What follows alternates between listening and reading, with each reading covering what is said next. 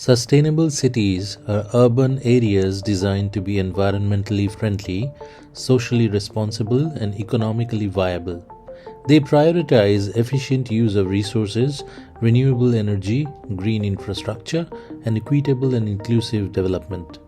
For many years, Singapore struggled to embrace sustainability, but recently they have been making considerable strides in becoming one of the most sustainable cities in the world. But it wasn't easy. The citizens were initially resistant to change, and there were numerous protests against the new green initiatives. However, the government persisted, and eventually the citizens started to come around. The story of Singapore's journey to sustainability is one of perseverance, determination, and hard work. But it's also an interesting one, a story of a tiny nation that significantly impacted the world of sustainability. So have you ever wondered what living in a world where you can build your sustainable city and community would be like? A world where you can create vibrant green spaces and enjoy the beauty of nature without worrying about the impacts of population and climate change? Well, this world is possible, and it starts with you. From reducing waste to reusing materials, let's have some fun and explore the possibilities of creating sustainable cities and communities that are a joy to live in. Let's get started.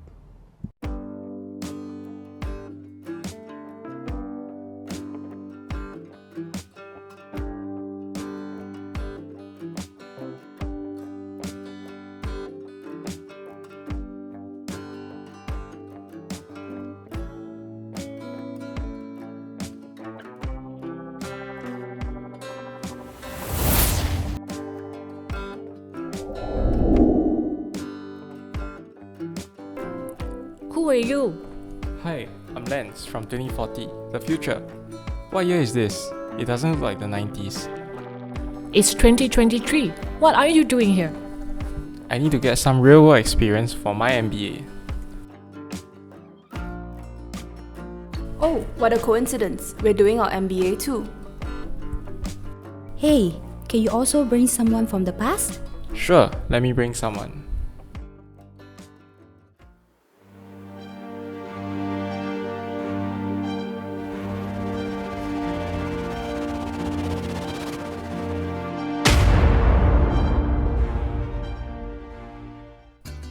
Where am I? I was just taking the first train. Don't be afraid. Welcome to 2023. I use my time machine. 2023? I'm from 1987. What are you guys doing here? We're trying to do our MBA project. We'll need some information from the past. Can you help us with that? What's an MBA? Doesn't matter. Sure, I can help. Can you tell us about Singapore during your time? Only if you tell me how the future is like. Sure, let's chat. Do you know that in 2040, Singapore will have made significant steps towards improving the transport infrastructure? This is especially since a good transport infrastructure was a key indicator for SDG 11. Our biggest achievement is that we have built a 45-minute city, meaning that it takes no longer than 45 minutes to get from your home to the office, even during peak hours. There are now more lines than there were in 2023, such as the Cross Island Line, forming a network that competes with many major cities worldwide. Also, our public transport is now entirely inclusive to people from all walks of life, since both buses and trains now include ramps for the ease of access for the handicapped, elderly, and those with children. Furthermore, all amenities are now within reach of all households with a 20-minute travelling time by walking or cycling. With the encouragement of the government and the increased number of cycling tracks, Singaporeans are now more encouraged to cycle to their nearest neighbourhood centres with our newer and safer cycling paths. In an effort to go green, the Singapore government has also begun phasing out diesel-fueled buses for electric buses so that the energy used is cleaner. Furthermore, as part of the Green Plan in 2030, most of the COE quota will be given to new cars certified to be cleaner energy models, such as electric cars. This was made possible by increasing the number of charging stations by more than twice the amount at 60,000 stations. There are even no car towns now, such as the Tengah estate. So that's how we are doing for public transport in the future. Okay, so looks like we are doing well in the future. Recently, there was a demolition task done in Telokaya hawker market which put many people out of their jobs, affecting their housing as well, which makes me think, how are we doing well in the present? Being in Singapore for more than a decade, it is apparent to me that one of Singapore government's successful achievements is their public housing policy. It's the system and support that the Singapore government had in place which I think is very outstanding. There are many types of public housing to choose from, and if you are a citizen, there are grants and subsidies provided. Not many countries, especially in Asia, are offering what Singapore is offering. Singapore's first public housing organisation was Singapore Improvement Trust, SIT. They built some flats back in 1947 to 1959. If you have been to Tiong Bahru area, you will notice some SIT flats that are still around there. In February 1960, SIT was replaced with Housing and Development Board, or what we all know as HDB. Only in 1964, when the home ownership scheme was introduced, Singaporeans can buy 99-year lease flats from government at affordable prices. Yes, 99 years lease is a method of allowing people to live in their homes for an extended period of time while still allowing the government to maintain public housing for future generations. The public housing focus has shifted. It's no longer about basic housing, but to provide accessible and affordable housing for lower to middle income groups while encouraging home ownership. As of 2022, there are about almost 1.4 million Singaporean and permanent residence households in Singapore, and almost 80% of them are occupying HDB flats. Wow, I think Singaporean government made an excellent housing plan. But do you think it's getting more and more expensive to have a house in Singapore? Singapore is dealing with a continuous rise in housing costs. In the 3 months leading up to December 2022, private house prices in Singapore increased 0.4% quarterly. Do you know that the prices for HDB resales have also increased for 9 straight quarters? The cost for sustainable products is also more expensive. The average markup of eco-friendly household products is about 156%, according to a sampling of more than 210 household products.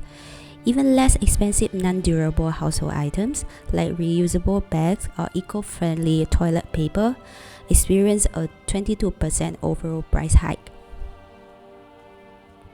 According to a local online survey of 500 customers and a social media survey of 12,000 individuals, 80% of people are concerned about the environment, and 50% of them rank climate change and unsustainable levels of global carbon emission among their top worries. But only 35% of these Singaporeans, however, are ready to spend up to 10% more for environmentally friendly products. All of these figures demonstrated to us that one of the primary concerns for sustaining a sustainable city is cost. Carbon emission levels are a major problem for sustainable cities also. The energy and industrial sectors account for the majority of emissions in Singapore. The carbon tax rate was re-evaluated and would continuously rise. Notwithstanding this development, this carbon tax is still much too low when compared to IPCC forecast for a price that is compatible with limiting global warming to 1.5 degrees Celsius. Singapore's goal does not fit any definition of a reasonable strategy for adhering to the 1.5 degrees Celsius temperature limit. The emission target for Singapore's fair share to stay under 1.5 degrees Celsius is 7 times greater than the NDC target. I see. But do you know that plants can help to offset carbon emission? Speaking about going green, another key indicator of the SDG 11 is access to safe and inclusive green and public spaces. Singapore already has a reputation for being a garden city. However, despite that, our government is still working on Singapore's national agenda towards sustainability with the Singapore Green Plan. It was announced in 2021 that by 2030, Singapore intends on planting at least 1 million more trees across Singapore and increasing nature parks' land area by over 50% as compared to 2020. All households in Singapore are also to be located a 10-minute walk away from a park, which we are 93% of the way there now. Parks and public spaces in Singapore are also accessible to all, with barrier-free access in parks and public spaces in Singapore being a requirement of the Building Construction Authority's Code on Accessibility. Features like barrier-free paths, ramps, handrails, and accessible seatings and toilet facilities can be found in all of our green spaces. This means that everyone, young and old, able-bodied or with mobility impairments, can enjoy the green spaces in Singapore.